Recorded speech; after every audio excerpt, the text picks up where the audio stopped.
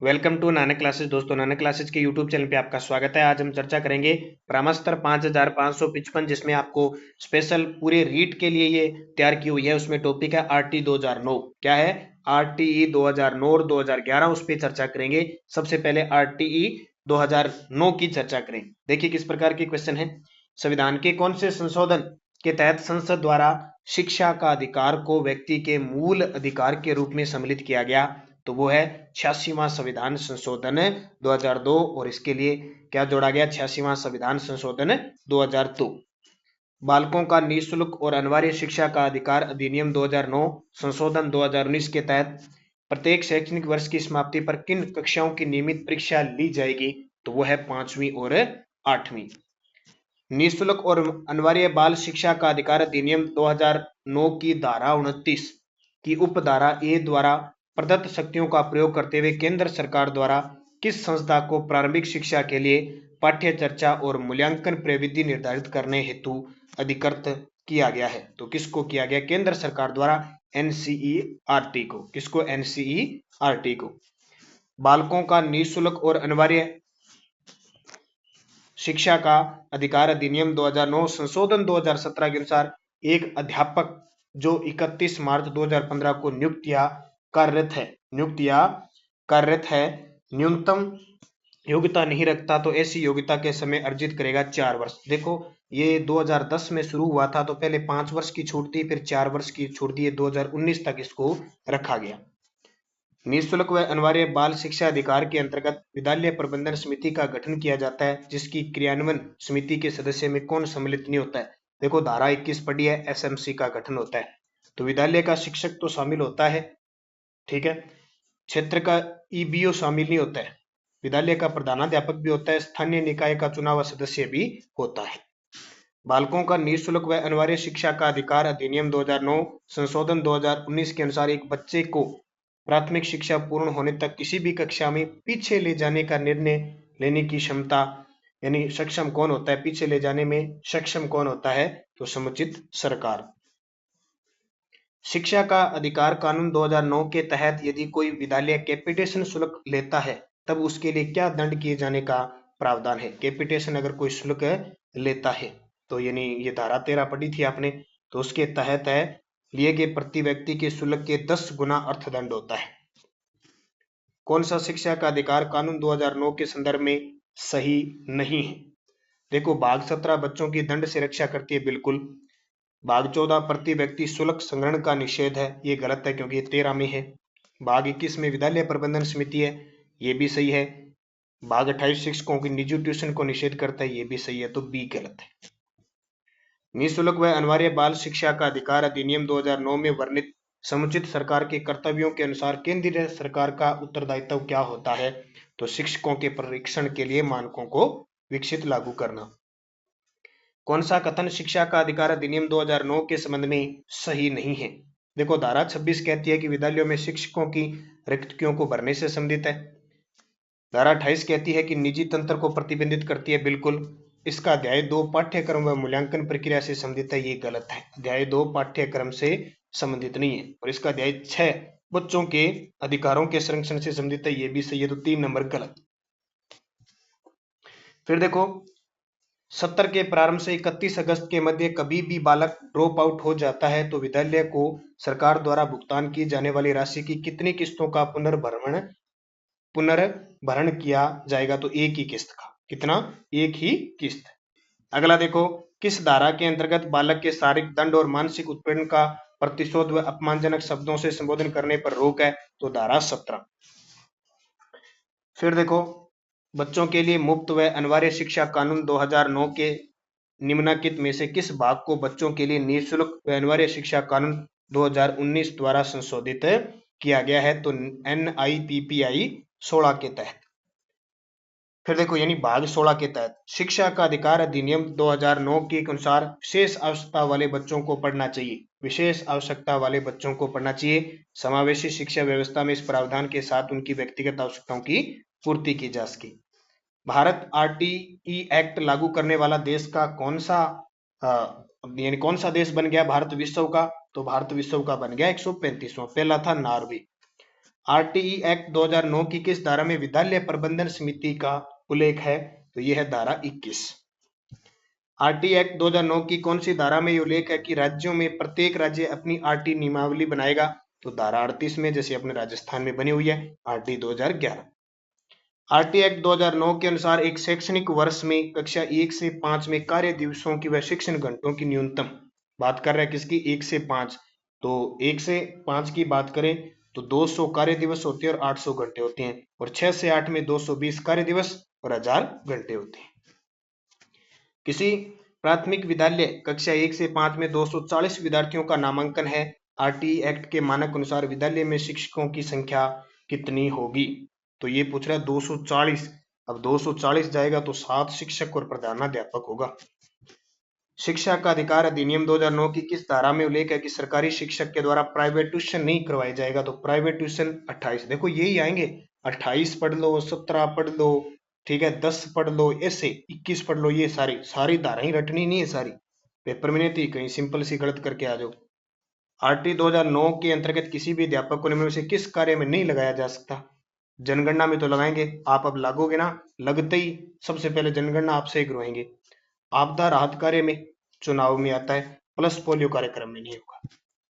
RT act 2009 के अनुसार शिक्षक हेतु न्यूनतम प्रति सप्ताह, ठीक है, तैयारी के साथ 45 घंटे। निःशुल्क व अनिवार्य बाल शिक्षा का अधिकार अधिनियम 2009 की धारा 21 के अनुसार विद्यालय प्रबंधन समिति में कितने प्रतिशत सदस्य बालक के माता पिता या संरक्षक होंगे? 75%। और टोटल में 50% कौन होगी? महिला। आरटी 2009 के अनुसार प्रारंभिक शिक्षा का अर्थ क्या है? ठीक है, अध्याय 1 पढ़ते हो ना प्रारंभिक, जिसमें धारा 2 में प्रारंभिक शिक्षा का मतलब क्या होता है? 1 से 8 तक की कक्षा। शिक्षा का अधिकार अधिनियम 2009 में 6 से 14 वर्ष आयु के विद्यालय कभी न गए अथवा विद्यालय शिक्षा अधूरी छोड़ने वाले बच्चों को शिक्षा की मुख्य धारा से जोड़ने हेतु विशेष प्रशिक्षण लागू करने पर जोर दिया। शिक्षा के अधिकार अधिनियम द्वारा गरीब बच्चों के लिए निजी विद्यालयों में कितने प्रतिशत सीटें? 25। और पहली क्लास में इनको क्या करना पड़ेगा? प्रवेश देना पड़ेगा। भारतीय संविधान में शिक्षा सूची समवर्ती सूची है। एक प्राथमिक विद्यालय कक्षा 1 से 5 में कुल 25 विद्यार्थियों का नामांकन है।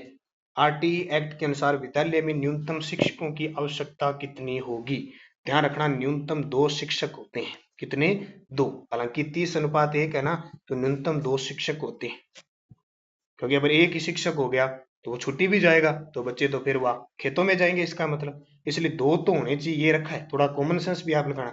एक हो गया, एक को अब छुट्टी भी चाहिए से तो नहीं कि कोई मान लो बाड़मेर का टीचर है, वो बीकानेर में आके पढ़ा रहा है तो वो पूरे साल वह पढ़ाता ही रहेगा, उसको छुट्टियां भी इमरजेंसी भी होगी, तो बेचारे बच्चों को घर पे थोड़ी भेजने मिला है भी आज से 10 दिन टीचर नहीं आएंगे, आपको घर पे रहना है। इसलिए 2 होने चाहिए, बस अंदाजा लगा। आरटी एक्ट 2009 के तहत विद्यालय में रिक्त पद पर स्वीकृति पदों का कितने प्रतिशत अधिकतम हो सकता है? 10%। 86वें संविधान संशोधन अधिनियम 2002 के द्वारा 6 से 14 वर्ष की आयु के सभी बच्चों को मुफ्त व अनिवार्य शिक्षा को मूलभूत अधिकार बनाने की बात कहाँ कही गई है? तो 21(1) में। 25% बालकों की फीस का पुनर्भरण समुचित सरकार करेगी, इसका उल्लेख आरटी 2009 की किस धारा के अंदर है? धारा 12 में। ठीक है, धारा 12 के अंदर, क्योंकि 10 में तो क्या है, माता पिता का कर्तव्य होगा, 11 में आंगनबाड़ी वाला होगा, और 12 में जब इनको लगा दिया तो फीस पुनर्भरण होगी, 13 में वो कैपिटेशन फीस वगैरह वो होगी।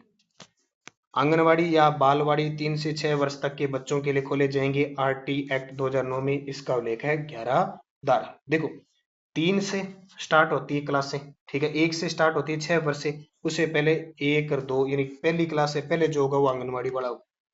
माता पिता या संरक्षक है 6 से 14 वर्ष तक की आयु वाले अपने यथास्थिति बालक या प्रतिपाल्य के लिए शिक्षा के अवसर प्रदान करे। यह प्रावधान किस अनुच्छेद के अंदर है? यह अनुच्छेद 51 के अंदर, अनुच्छेद 51(1) के अंदर यानी शिक्षा का अधिकार विधेयक पर राष्ट्रपति ने हस्ताक्षर कब किए? तो राष्ट्रपति के द्वारा हस्ताक्षर किए गए थे 26 अगस्त 2009 को, 20 जुलाई को राज्यसभा, फिर लोकसभा, और फिर 26 को राष्ट्रपति ने साइन की। शिक्षा का अधिकार अधिनियम 2009 के क्रियान्वयन के बाद कक्ष आयु के अनुसार अधिक समझाती है, आयु के अनुसार अधिक समझाती है। बालकों का निःशुल्क यानी आरटी 2009 के तहत कौन सा कथन सही नहीं? कौन सा कथन सत्य नहीं? देखो, एक बच्चे को विस्तारित समय में प्रवेश दिया जा सकता है, बिल्कुल। एक बच्चे को निःशुल्क व अनिवार्य शिक्षा का अधिकार है, ये भी सही है। एक बच्चे को अधिकार है कि वह किसी अन्य स्कूल में साधारणतः को है, बिल्कुल। धारा 5 पढ़ते हो ना, टीसी का अधिकार। आयु के प्रमाण की कमी पर एक बच्चे को विद्यालय में प्रवेश देने से मना, ये गलत है। ना तो जाने नहीं है, हाँ नहीं जाने। आरटीए अधिनियम 2009 की कौन सी धारा सुमेलित नहीं है? कौन सी धारा? देखो, धारा 32 राष्ट्रीय सलाहकार परिषद का गठन करती है, गलत। 33 करती है। धारा 39 कठिनाइयों को दूर करने की केंद्र सरकार की शक्ति, ये सही है। ठीक है। धारा 25 छात्र शिक्षक अनुपात, ये भी सही है। धारा 22 विकास योजना, ठीक है। ये 39वीं है ना, जो 38 धारा और एक अनुसूची, उस प्रकार केंद्र सरकार की शक्ति है इसमें। तो ए नंबर। निम्न में से कौन सा सुमेलित नहीं है? कौन सा सुमेलित नहीं है? अध्यापक 2 समुचित सरकार स्थानीय अधिकारी माता पिता कर्तव्य, गलत है। अध्याय 2 में तो ये चीज है ही नहीं। ठीक है। समुचित सरकार स्थानीय प्राधिकारी और माता पिता की कर्तव्य, क्योंकि 2 में तो क्या है, निःशुल्क वाला है, निःशुल्क अधिकार। ये तो 3 का है। अध्याय 4 विद्यालयों और शिक्षकों के उत्तरदायित्व, तो ये सबसे बड़ा भी आपको पता है, 12 से 28, और ये गलत हो गया 1 नंबर। फिर अध्याय 6 कहता है बालकों के अधिकार संरक्षण, ये भी सही है। अध्याय 5 कहता है कि प्रारंभिक शिक्षा का पाठ्यक्रम उसका पूरा किया जाना, ये भी सही है। शिक्षा का अधिकार अधिनियम के अनुसार बच्चों का किसी विशिष्ट कक्षा में प्रवेश का आधार है। विशिष्ट कक्षा तो बालक की उम्र के हिसाब से। पहली से 5वीं कक्षा के लिए यदि एक कक्षा में 61 से 90 के बीच छात्र है, तो आरटी अधिनियम 2009 के अनुसार कितने शिक्षकों की आवश्यकता होगी? 3। देखो, पहली से 1 से 5वीं तक की बात है तो 30:1 होगा, फिर 60 पर 2 आ जाएगा, फिर 90 पर 3 आ जाएगा, यानी 61 से 90 3 हो गया। ठीक है। फिर 91 से 120 में 4 आ जाएगा, और जब 150 हो जाएगा तो एक प्रिंसिपल आ जाएगा। फिर आरटी 2009 में से बालक जो अनुसूचित जाति, जनजाति, विकलांग, सामाजिक व शैक्षिक पिछड़ा वर्ग है, ऐसे ही अन्य समूह से संबंधित है, वो किस में परिभाषित होंगे? तो वो सारे किस में परिभाषित होंगे? असुविधाग्रस्त समूह में। निःशुल्क अधिकार 2009 के अंतर्गत विद्यालय प्रबंधन समिति में एसएमसी में महिला सदस्यों की संख्या का प्रतिशत कितना होगा?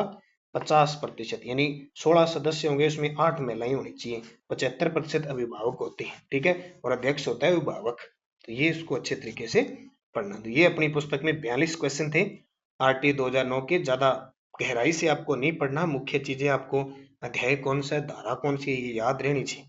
कई बार अपने इतनी गहराई में चले जाते हैं कि प्रश्न आ जाए धारा का, हम गलती। सबसे पहले आपको अध्याय और धारा याद होनी चाहिए, उसके बाद बात की बात है। अगर कोई संशोधन से कोई ज्यादा डीपली पूछता है तो वो अलग बात है। तो अच्छे तरीके से बने रहें। ये पुस्तक का लगातार रिवीजन आपको करवाया जा रहा है, कहीं भी दिक्कत आने के चांसेस बहुत कम बनते हैं, फिर भी आप थोड़ा बहुत अपने हिसाब से करके और पढ़ते हैं। धन्यवाद। जय हिंद, जय भारत।